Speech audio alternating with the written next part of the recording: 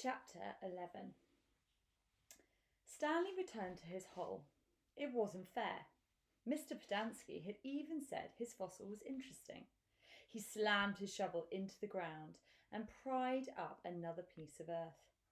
After a while, he noticed X-Ray had come by and was watching him dig. "Hey, caveman, let me talk to you a second," X-Ray said. Stanley put down his shovel and stepped up out of his hole. "Say, listen," said X-Ray. "If you find something else, give it to me, okay?" Stanley wasn't sure what to say. X-Ray was clearly the leader of the group, and Stanley didn't want to get on his bad side. "You're new here, right?" said X-Ray. "I've been here for almost a year. I've never found anything. You know, my eyesight's not so good. No one knows this, but you know why my name's X-Ray?" Stanley shrugged one shoulder. "It's Pig Latin for Rex, that's all. I'm too blind to find anything." Stanley tried to remember how Pig Latin worked. X-Ray went on, "why should you get a day off when you've only been here a couple of days? If anybody gets a day off, it should be me. That's only fair, right?" "I guess," Stanley agreed. X-Ray smiled. "You're a good guy, caveman." Stanley picked up his shovel. The more he thought about it, the more he was glad that he agreed to let X-Ray have anything he might find. If he was going to survive at Camp Green Lake, it was far more important that X-Ray think he was a good guy than it was for him to get one day off. Besides, he didn't expect to find anything anyway. There probably wasn't anything of interest out there, and even if there was, he'd never been what you could call lucky. He slammed his blade into the ground, then dumped out another shovelful of dirt. It was a little surprising, he thought, that X-Ray was the leader of the group, since he obviously wasn't the biggest or the toughest. In fact, except for Zero, X-Ray was the smallest. Armpit was the biggest. Zigzag may have been taller than Armpit, but that was only because of his neck. Yet Armpit and all the others seemed to be willing to do whatever X-Ray asked of them. As Stanley dug up another shovelful of dirt, it occurred to him that Armpit wasn't the biggest. He, the caveman, was bigger. He was glad they called him caveman. It meant they accepted him as a member of the group. He would have been glad even if they called him Bath Bag. It was really quite remarkable to him.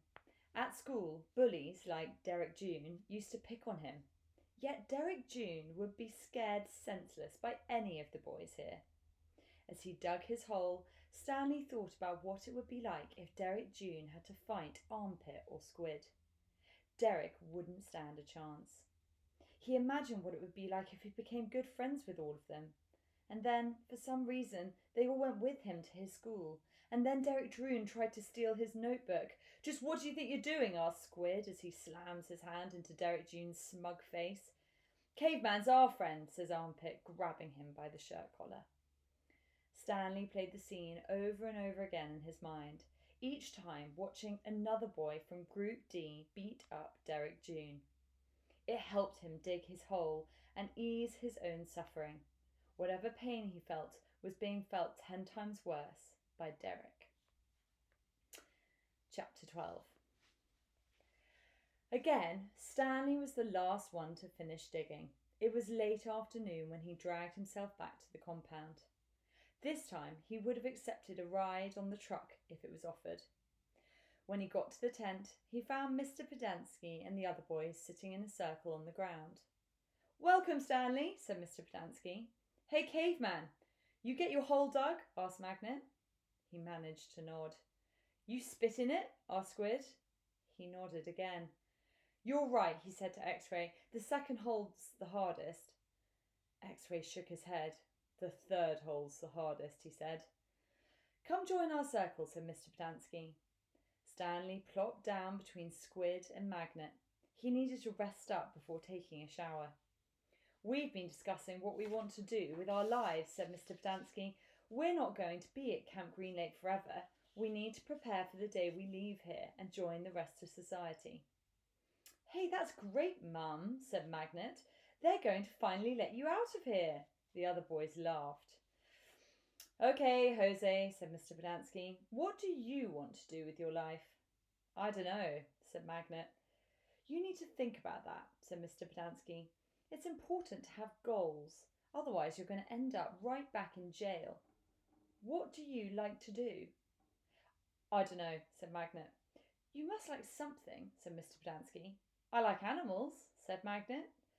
Good, said Mr. Podansky. Does anyone know of any jobs that involve animals?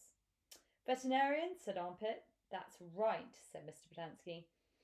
He could work in a zoo, said Zigzag. He belongs in a zoo, said Squid, and then he and X-Ray laughed. How about you, Stanley? Any ideas for Jose? Stanley sighed. Animal trainer, he said, like for the circus or movies or something like that. Any of those jobs sound good to you, Jose? Asked Mr. Podansky. Yeah, I like what Caveman said about training animals for movies. I think that would be fun to train monkeys. X-Ray laughed. Don't laugh, Rex, said Mr. Podansky. We don't laugh at people's dreams. Someone is going to have to train monkeys for the movies. Who are you kidding, Mum? Asked X-Ray. Magnet's never going to be a monkey trainer. You don't know that, said Mr. Podansky. I'm not saying it's going to be easy. Nothing in life is easy. But that's no reason to give up. You'll be surprised what you can accomplish if you set your mind to it. After all, you only have one life, so you should try to make the most of it. Stanley tried to figure out what he'd say if Mr. Podansky asked him what he wanted to do with his life.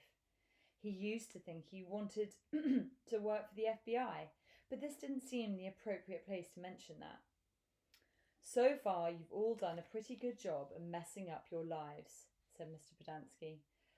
I know you think you're cool. He looked at Stanley.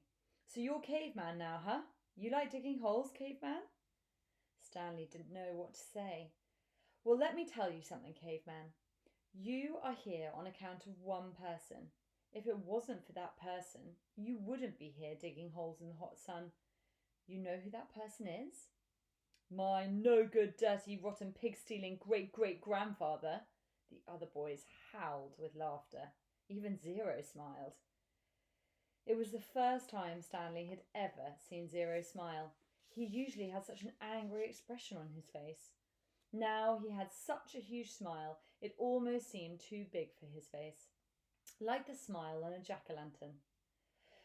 No, said Mr. Podansky, that person is you, Stanley. You're the reason you're here. You're responsible for yourself. You messed up your life, and that's up to you to fix it. No one else is going to do it for you, for any of you. Mr. Podansky looked from one boy to another. You're all special in your own way, he said. You've all got something to offer. You have to think about what you want to do, then do it. Even you, Zero, you're not completely worthless. The smile was now gone from Zero's face. What do you want to do with your life? Mr. Podansky asked him. Zero's mouth was shut tight. As he glared at Mr. Podansky, his dark eyes seemed to expand. What about it, Zero? Asked Mr. Podansky. What do you like to do? I like to dig holes. Chapter 13. All too soon, Stanley was back out on the lake, sticking his shovel into the dirt. X-Ray was right. The third hole was the hardest. So was the fourth hole, and the fifth hole, and the sixth, and He dug his shovel into the dirt. After a while, he'd lost track of the day of the week and how many holes he'd dug. It all seemed like one big hole, and it would take a year and a half to dig it. He guessed he'd lost at least 5 pounds. He figured that in a year and a half, he'd either be in great physical condition or else dead. He dug his shovel into the dirt. It couldn't always be this hot, he thought. Surely it got cooler in December. Maybe then they froze. He dug his shovel into the dirt. His skin had gotten tougher. It didn't hurt so much to hold the shovel. As he drank from his canteen, he looked up at the sky. A cloud had appeared earlier in the day. It was the first cloud he could remember seeing since coming to Camp Green Lake. He and the other boys had been watching it all day, hoping it would move in front of the sun. Occasionally it got close, but it was just teasing them. His hole was waist deep. He dug his shovel into the dirt. As he dumped it out, he thought he saw something glisten as it fell onto the dirt pile. Whatever it was quickly buried. Stanley stared at the pile a moment, unsure if he'd even seen it. Even if it was something, what good would it do him? He promised to give anything he found to X-Ray. It didn't seem worth the effort to climb out of his hole to check it out. He glanced up at the cloud, which was close enough to the sun that he had to squint to look at it. He dug his shovel back into the earth, scooped out some dirt, and lifted it over his dirt pile. But instead of dumping it there, he tossed it off to the side. His curiosity had gotten the better of him. He climbed up out of his hole and sifted his fingers through the pile. He felt something hard and metallic. He pulled it out.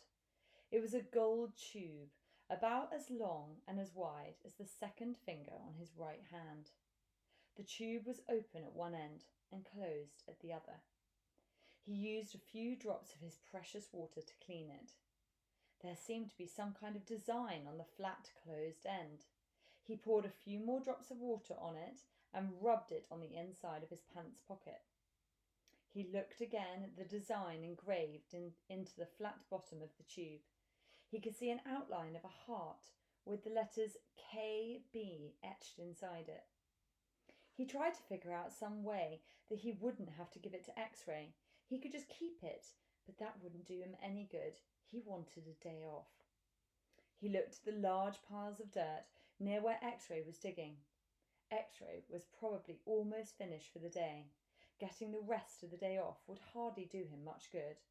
X-Ray would first have to show the tube to Mr. Sir or Mr. Podansky, who would then have to show it to the warden. But then X-Ray might be done anyway. Stanley wondered about trying to secretly take the tube directly to the warden. He could explain the situation to the warden, and the warden might make up an excuse for giving him the day off so X-Ray wouldn't suspect. He looked across the lake towards the cabin under the 2 oak trees. The place scared him. He'd been at Camp Green Lake almost 2 weeks, and he still hadn't seen the warden.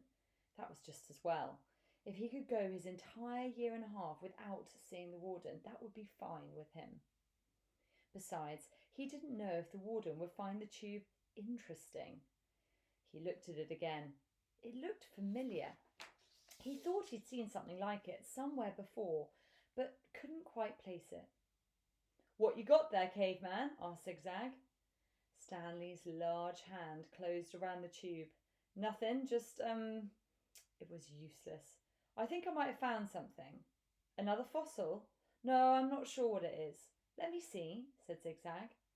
Instead of showing it to Zigzag, Stanley brought it to X-Ray. Zigzag followed. X-Ray looked at the tube, then rubbed his dirty glasses on his dirty shirt and looked at the tube again. One by one, the other boys dropped their shovels and came to look. "It looks like an old shotgun shell," said Squid. "Yeah, that's probably what it is," said Stanley.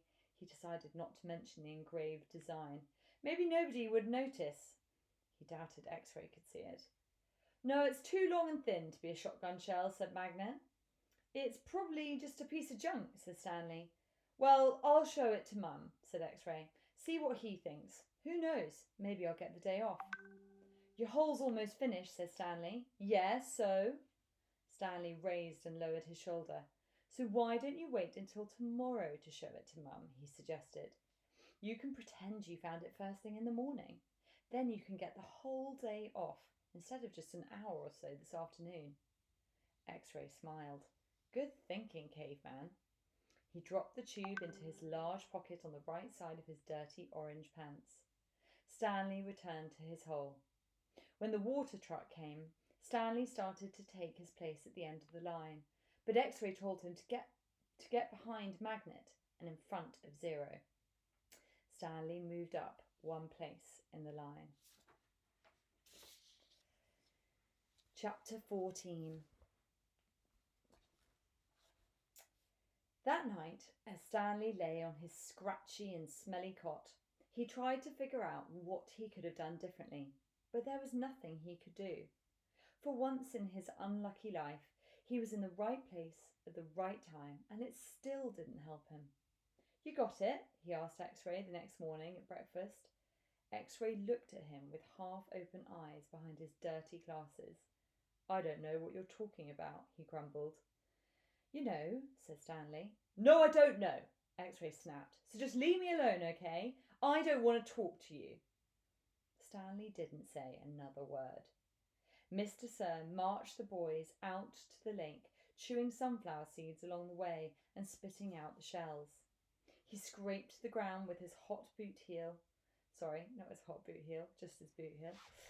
Scraped the ground with his boot heel to mark where each boy was supposed to dig. Stanley stamped down on the back of the blade of the shovel, piercing the hard, dry earth. He couldn't figure out why X-Ray snapped at him. If he wasn't going to produce the tube, why did he make Stanley give it to him? Was he just going to keep it? The tube was gold in colour, but Stanley didn't think it was real gold. The water truck came a little after sunrise.